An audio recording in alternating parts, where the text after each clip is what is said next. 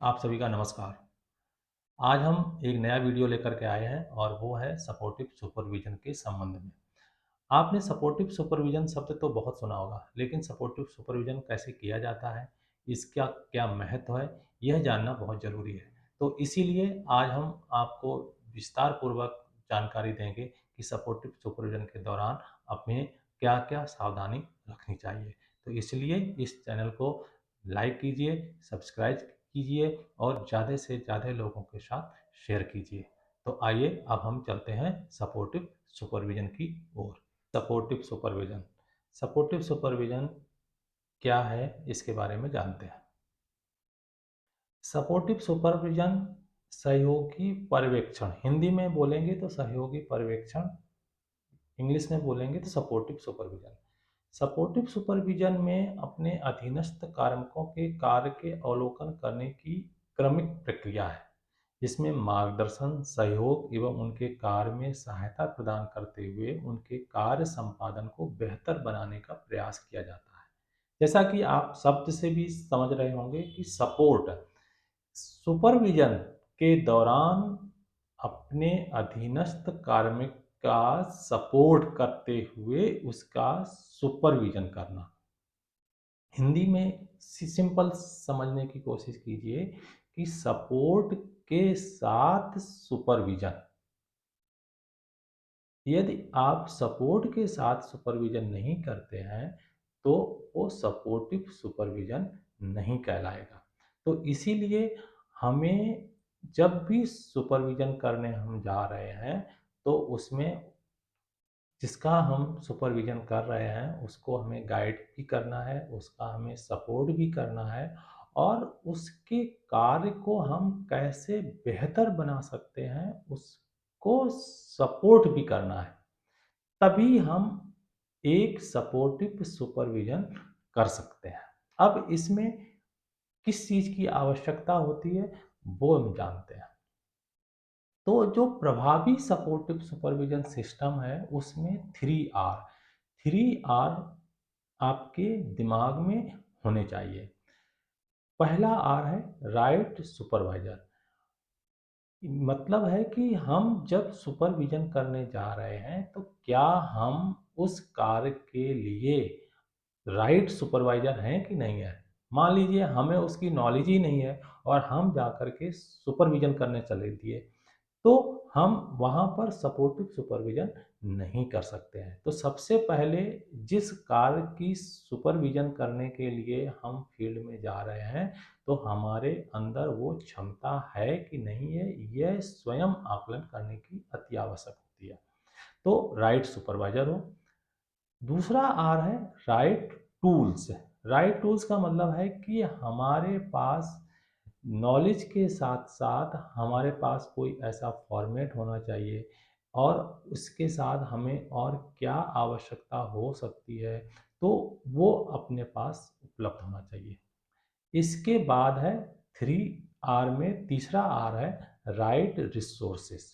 यानी कि right resource का मतलब है कि हमें कैसे जाना है, हमारे पास साधन क्या है, यह वहाँ जाकर के हम क्या करेंगे, ये सारी चीज़ें पहले से ही प्रिपेयर होनी चाहिए। यदि ये प्रिपेयर नहीं होंगी तो हम वहाँ जाकर के सपोर्टिव सुपरविज़न नहीं कर सकते हैं। तो इसलिए हमें अपने सपोर्टिव सुपरविज़न सिस्टम को स्ट्रेंथन करने के लिए 3 आर हर समय दिमाग में रखने की ज़रूरत है। राइट सुपरवाइजर, राइट टूल्स और राइट रिसोर्सेस। अब आप समझ गए होंगे कि हम केवल अपना प्लान बनाया और चल दिए, नहीं, हमें पहले से ही स्वयं तैयारी करने की आवश्यकता होती है यदि हम सपोर्टिव सुपरविजन करने जा रहे हैं।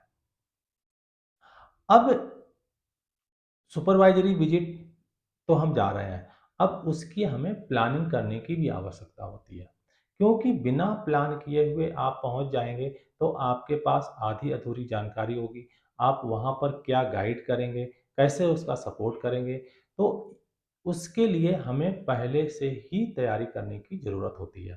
तो अब इसमें कहाँ, कब और क्या, यानी कि कहाँ का मतलब है कि हमारे पास जो डेटा है, उस डेटा के आधार पर हमें अपने सपोर्टिव सुपरविज़न का प्लान बनाना चाहिए, विज़िट का प्लान बनाना चाहिए कि कहाँ पर क्या कमज़ोरियाँ हैं, हमें वहाँ पर क्या इम्प्रूव करने की हमें आवश्यकता होगी, कहाँ पर हम जाएँ ताकि हम अपने टाइम को बेहतर तरीके से यूटिलाइज़ कर सकें। तो सबसे पहला है कहाँ हमें सपोर्टिव सुपरविज़न के लिए जाना है।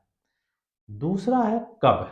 कब का मतलब है कि हमें अपने डेट और समय को पहले से ही फिक्स करें कि हमें किस डेट में जाना है, ताकि आपको अपनी तैयारी पहले से कर सकें। क्या-क्या हमें रिसोर्सेज़ की आवश्यकता होगी, तो आप उसका अरेंज कर सकते हैं। तो कब, फिर क्या? क्या का मतलब है कि हमारे पास क्या पूरे रिसोर्सेज के साथ हम प्रिपेयर्ड हैं कि ताकि वहाँ पर जाकर के हम अपने ज्ञान का वहाँ पर यूटिलाइज कर सकें, वहाँ के स्टाफ का कैपेसिटी बिल्ड कर सकें और वहाँ पर उसके स्किल डेवलपमेंट में हम कुछ सपोर्ट कर सकें, ताकि वह अपने कार्य को और बेहतर तरीके से कर सकें। तो अब आपको समझ में आ गया कि अपनी इफ़ेक्टिव प्लानिंग करने के लिए हमें कहाँ जाना है, कब जाना है और वहाँ पर जाकर के क्या करना है। तो ये अपने को सपोर्टिव सुपरविज़न के दौरान हमें ये ज्ञात होना चाहिए और तभी आप एक इफ़ेक्टिव विज़िट प्लान कर सकते हैं। अब सपोर्टिव सुपरविज़न का आयोजन। अब मान लीजिए कि आप सपोर्टिव सुपरविज़न के लिए वहाँ पर पहुँच गए। तो सबसे पहले तो वहाँ का अवलोकन कीजिए कि आपने ऐसा नहीं है कि आप गए और सीधे ही आपने धुआँधार बैटिंग करनी शुरू कर दी, नहीं। सबसे पहले वहाँ ऑब्ज़र्व कीजिए, क्या व्यवस्था है, क्या वहाँ की परेशानियाँ हैं, कैसे हम यहाँ पर जब आए हैं तो वहाँ पर क्या और गतिविधियाँ हो रही हैं, ये सारा आपको पहले अवलोकन करना है। फिर जो आपने अपने सपोर्टिव सुपरविज़न प्लान बनाने से पहले जो आपने कुछ डेटा लिया होगा, अब उस डेटा का आपने पहले एनालिसिस कर लिया होगा, तो अब वहाँ पर हम कैसे उस डेटा का उपयोग करते हुए जानकारी एकत्रित करेंगे और उसको कैसे सपोर्ट करेंगे, यह पता होना चाहिए। अब मान लीजिए किसी समस्या का समाधान, वहाँ पर समस्या है कोई, अब वहाँ पर समस्या आ गई, उसने स्टाफ ने बताया कि हमें ये समस्या है, तो हमारे पास कोई एक समाधान करने का तरीका भी होना चाहिए कि ताकि हम उस समस्या का सही तरीके से निराकरण कर सकें और स्टाफ बेहतर तरीके से कार्य कर सके। सपोज़ दैट कि आप वहाँ पर गए और आप उस स्टाफ ने बताया कि हम यहाँ पर काफ़ी टाइम से है, यहाँ पर पानी की बहुत बड़ी समस्या है, एक एग्ज़ाम्पल की तरह से। अब आप पानी की समस्या को लेकर के कि किस तरीके से हेल्प कर सकते हैं, कौन-सा डिपार्टमेंट आपको सपोर्ट कर सकता है, तो ये सारी चीज़ें आप अपने सपोर्टिव सुपरविज़न के दौरान पता कर सकते हैं और उनका सपोर्ट करते हुए उनकी प्रॉब्लम को सॉल्व कर सकते हैं। साथ में है क्षमतावर्धन, जिसको हम कैपेसिटी बिल्डिंग कहते हैं, कि कोई एक ऐसा टॉपिक लीजिए जहाँ पर आपको उसकी कमज़ोर समझ में आ रहा हो कि यदि ये यहाँ पर और अच्छा कार्य कर सकता है, यदि इसकी यहाँ पर कैपेसिटी बिल्डिंग कर दी जाए। जैसे कि एग्ज़ाम्पल हम देते हैं कि मान लीजिए आप एमसीएचएन के दिन गए और एमसीएचएन के समय आपको ऐसा लगता है कि यह एएनसी सर्विसेज़ प्रोवाइड करने में थोड़ा-सा कहीं न कहीं समस्या है। तो आप वहाँ पर उसको एएनसी के बारे में, जो प्रसव पूर्व जाँच है, उसके बारे में उसकी कैपेसिटी बिल्ड कर सकते हैं। ताकि आने वाले समय में वो गर्भवती महिलाओं की और अच्छे से अच्छी सेवा उपलब्ध करवा सकें। नेक्स्ट है फीडबैक, कि जो भी आपने अपने सपोर्टिव सुपरविजन के दौरान ऑब्जर्व किया, जो भी आपने देखा, जो आपको प्रॉब्लम सॉल्व किया, जो भी आपने कैपेसिटी बिल्डिंग की, उसमें सबसे इम्पोर्टेंट है फीडबैक। आप अपना फीडबैक उसको अवश्य दें, ताकि वो भविष्य में उन गलतियों को सुधार कर सके और जो अच्छा कार्य कर सक रहे हैं, उनको और बेहतर तरीके से करते रहें। और फीडबैक मैकेनिज़्म रेगुलर बेसिस पे होना चाहिए। ऐसा नहीं है कि एक बार फीडबैक दे दिया, इसके बाद हम भूल गए। हमें रेगुलर जैसे ही मौका मिलता है हमें स्टाफ के साथ बैठ कर के कोई मीटिंग होती है, जहाँ-जहाँ हमने विज़िट किए हैं, उनका फीडबैक शेयरिंग ज़रूर होनी चाहिए। इसके अलावा हमें और क्या ध्यान देने की ज़रूरत है कि फ़ॉलो-अप कि फ़ॉलो-अप का मतलब है कि जो भी आपने सजेशंस दिए थे, जो आपने कैपेसिटी बिल्ड की थी, जो भी आपने सपोर्टिव सुपरविज़न के दौरान जो आपके ऑब्ज़र्वेशन थे, उसमें क्या समस्याओं का चिन्हीकरण जो हुआ था, उसका क्या स्थिति है? उसके बाद जो समस्याएँ थीं, उनका जब आपने चिह्नीकरण कर लिया, तो उसके कारण का सबसे पहले पता करना है और जब कारण पता करने के बाद फिर उसमें सुधारात्मक कार्रवाई कर सकते हैं कि सुधार की कहाँ पर आवश्यकता है, क्षमतावर्धन करने की आवश्यकता है कि क्या कोई गलती की है, उसको हम कैसे इम्प्रूव करें कि ताकि वो भविष्य में गलती ना करे। उसके बाद आपस में बैठ कर के उन समस्याओं का जो समाधान है, वो आपस में सहमति के आधार पर हो। ऐसा नहीं है कि आपने वन वे कह दिया, अब वहाँ पर वो कार्य हो ही नहीं सकता है और आप वो कह कर के चले आए, तो स्टाफ क्या होगा कि उसके हाथ में नहीं होगा, आप बार-बार उसको प्रेशराइज़ करोगे, वो कहेगा यहाँ पे ये कार्य हो ही नहीं सकता है। तो ये सारी चीज़ें जो हैं, एक म्यूचुअल अंडरस्टैंडिंग के साथ काम हो। दूसरा है कि अगले भ्रमण में जब हम नेक्स्ट विज़िट में जा रहे हैं, तो जो लास्ट में जो हमने विज़िट किया था, उसमें क्या इम्प्रूवमेंट आपको दिखा है और जहाँ पर यदि कोई बैठक होती है, तो वहाँ पर भी आप अपने फ़ॉलो-अप को शेयर कर सकते हैं। तो इस तरीके से आपका एक जो सपोर्टिव सुपरविज़न है, वो बहुत ही इफ़ेक्टिव तरीके से किया जा सकता है। अब सपोर्टिव सुपरविज़न का तरीका जैसे हमने अभी लास्ट में आपसे चर्चा की, उसमें क्या है कि कार्य से अपेक्षा कि सबसे पहला है कि जो आप कार्य कर रहे हैं कि उससे आप क्या चाहते हैं। दूसरा है फीडबैक कि हमें फीडबैक देने की आदत अपने अंदर एज ए सुपरविजन के दौरान आनी चाहिए और हमें जो पॉजिटिव फीडबैक है अच्छा कार्य कर रहा है वो पहले देना चाहिए और जहां पर सुधारात्मक कार्रवाई करने की आवश्यकता है उसको पॉजिटिव तरीके से फीडबैक दें। प्रोत्साहन प्रोत्साहन का मतलब है कि जो अच्छा कार्य कर रहा है उसको प्रोत्साहित भी करें, एप्रिसिएट करें, ताकि उसके अंदर एक पॉजिटिव एनर्जी आए और वो अच्छे से अच्छा और कार्य कर सके। तो हमें केवल सपोर्टिव सुपरविजन के दौरान ही एप्रिसिएट नहीं करना है, हमें अपने किसी भी कार्य को में, चाहे वो पर्सनल हो और चाहे वो प्रोफेशनल हो, हमें दोनों में ही एप्रिसिएशन करने की आवश्यकता होती है। सूचना व साधन कि हमें हमारे पास इंफॉर्मेशन देने का क्या तरीका है, उसको हम किस तरीके से इन्फॉर्म कर सकते हैं, यह हमें वहाँ की ज़रूरत के आधार पर अपने को तरीका आना चाहिए। जानकारी व कौशल हमें सपोर्टिव सुपरविजन के दौरान हमें उसकी कैपेसिटी बिल्डिंग, उसकी स्किल्स, उसको इन्फॉर्मेशन दें ताकि भविष्य में वो अपने कार्य को और बेहतर तरीके से कर सके। लास्ट है सहयोग यानी कि सपोर्ट कि सहयोग के बिना कोई भी कार्य नहीं किया जा सकता है क्योंकि जैसा सपोर्टिव में सपोर्ट शब्द ही इसमें हो जाए कि हमें उसका सहयोग कहाँ उसको आवश्यकता है सहयोग की वो भी हमें ध्यान में रखना चाहिए जब हम सपोर्टिव सुपरविजन कर रहे हों। तो इस तरीके से आप एक सपोर्टिव सुपरविजन और इफ़ेक्टिव तरीके से कर सकते हैं। अब हमें पता होना चाहिए कि हमें सपोर्टिव सुपरविजन के दौरान क्या करना चाहिए और क्या नहीं करना चाहिए। अब हमें अक्सर हम क्या करते हैं कि मॉनिटरिंग के भेस में हम चले जाते हैं। मॉनिटरिंग और सपोर्टिव सुपरविजन में बहुत अंतर है। इसीलिए आज हम केवल आपसे बात करेंगे सपोर्टिव सुपरविजन में। क्या करें? सबसे पहले हम जानते हैं हमें करना क्या चाहिए। तो सबसे पहले तो ये है कि इसका उद्देश्य है कि ज्ञान और कौशल में सुधार यानी कि उसकी नॉलेज में और उसके स्किल में सुधार करने की आवश्यकता होती है। दूसरा है कि हमें जब भी बात कर रहे हों, तो हमें सम्मानजनक तरीके से बात करनी है, उसको डाँटना नहीं है। ऐसा नहीं है कि हम बहुत बड़े ऑफ़िसर आए हुए हैं और हम कुछ भी बोलें, ऐसा नहीं है। सम्मानजनक शब्दों का प्रयोग करते हुए हमें अपनी बात कहनी चाहिए।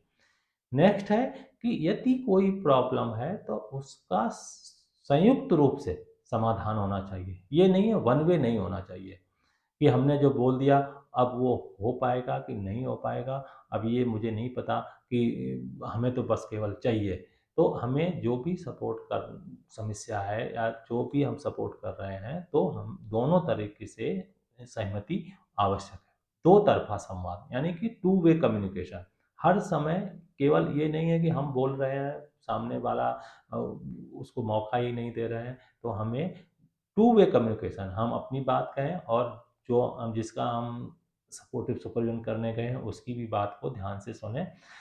नेक्स्ट है कि सकारात्मक फीडबैक। हमने जैसा पहले भी डिस्कस किया है कि हमें पॉज़िटिव फीडबैक देने की ज़रूरत होती है कि उसे जो अच्छा कार्य कर रहा है, तो उसे पॉज़िटिव फीडबैक देते हुए उसको फीडबैक दें। जो अच्छा कार्य कर रहा है, उसकी प्रशंसा भी करें, उसको प्रोत्साहित भी करें। सुधार हित निरंतर फ़ॉलो-अप, क्योंकि हमने जब एक बार विज़िट किया, उसके बाद जब हम विज़िट करने जाएँगे, तो जो लास्ट विज़िट हुआ था, उसमें और आज में क्या इम्प्रूवमेंट आपको दिख रहा है, तो ये फ़ॉलो-अप, रेगुलर फ़ॉलो-अप की आवश्यकता होगी। नेक्स्ट है कि पर्यवेक्षण भ्रमण योजनाबद्ध चयन, यानी कि हमने पहले भी डिस्कस किया कि हम जब भी सुपर विजिट करने जा रहे हैं, तो उसका जो विजिट प्लान है वो प्लानिंग बहुत ही अच्छी तरीके से होनी चाहिए और उसका जो सेशन साइट का या किसी सब सेंटर का या किसी भी केंद्र का जो आप विजिट कर रहे हैं, तो आपके पास कुछ डेटा बेस होना चाहिए ताकि आप वहाँ पर और सुधार करवा सकें। इसके अलावा है स्ट्रक्चर्ड, ऐसा नहीं है कि हम गए, हमने कभी ये माँगा, कभी वो माँगा, आधी चीज़ें हम छोड़ आए। तो एक ऐसा स्टैंडर्ड फॉर्मेट होना चाहिए कि ताकि आप सारी चीज़ों को कवर कर सकें और अपने सुपरविज़न को और प्रभावी तरीके से बना सकें। तो क्या करें, ये हमने बात कर ली। अब क्या नहीं करें? नहीं करने का मतलब है कि केवल गलतियाँ ही नहीं निकालनी है कि हम गए और हमने तो सारी गलतियाँ निकाल-निकाल के उसको पका दिया, नहीं। हमें गलतियाँ केवल ही नहीं निकालना है, कठोर रवैया नहीं अपनाना है कि हमारी भाषा बहुत ही कठोर है और हम वो कुछ भी बोलते जा रहे हैं, तो इस तरीके का अपना रवैया नहीं होना चाहिए। नेक्स्ट है कि पर्यवेक्षक के द्वारा ही निर्णय, कि जो हमने डिसीजन ले लिया बस वही डिसीजन फाइनल है, नहीं, डिसीजन टू वे होना चाहिए, यानी कि आप जो उसकी अंडरस्टैंडिंग है, जो उसका म्यूचुअल अंडरस्टैंडिंग है, वो दोनों के बीच में होना चाहिए। एक तरफ़ा संवाद, केवल वन वे कम्युनिकेशन नहीं होना चाहिए कि जो हम बोलते जा रहे हैं, बस। नेगेटिव फीडबैक नहीं देना है कि हमने केवल नेगेटिव फीडबैक दे दिया और हमने और कुछ नहीं, ये हमें नहीं करना है। केवल डाँटना ही नहीं है, केवल इंस्ट्रक्शन ही नहीं देने हैं, हैं? हम फ़ॉलो-अप भी नहीं कर रहे हैं, कभी हम याद आ जाता है तो हम फ़ॉलो-अप कर लेते हैं, हमें रेगुलर फ़ॉलो-अप करने की आवश्यकता होती है, तो हमें अनियमित फ़ॉलो-अप नहीं करना है। अव्यवस्थित तरीके से भ्रमण नहीं करना है कि हमारे पास कोई प्लान नहीं है और बस हम गए और विज़िट करके आ गए। और अव्यवस्थित पर्यवेक्षण, यानी कि हमारे पास कोई तैयारी नहीं है हमारी और हम जाकर के सपोर्टिव सुपरविज़न करने पहुँच गए। तो अब आधी चीज़ें तो हमें खुद भी नहीं पता है और हम सामने वाले को डाँटते चले जा रहे हैं, उससे इन्फॉर्मेशन माँगते चले जा रहे हैं, उसका क्या मतलब है और उसको किस चीज़ की आवश्यकता है, क्या नहीं है। तो इस तरीके से हमें कार्य नहीं करना चाहिए। तो हमने आप सभी से दोनों बिंदुओं पर चर्चा की कि सपोर्टिव सुपरविज़न में क्या करना चाहिए और क्या आपको समझ में आ गया होगा कि सपोर्टिव सुपरविज़न में हमें क्या करना चाहिए और इसको प्रभावी तरीके से कैसे किया जा सकता है। तो अब भविष्य में अब आप सपोर्टिव सुपरविज़न करने जाएँगे, तो आपके अंदर एक कॉन्फिडेंस होगा और आपके अंदर एक नया ज्ञान और ऊर्जा होगी। तो इसी के साथ मस्त रहें, स्वस्थ रहें। जय हिंद।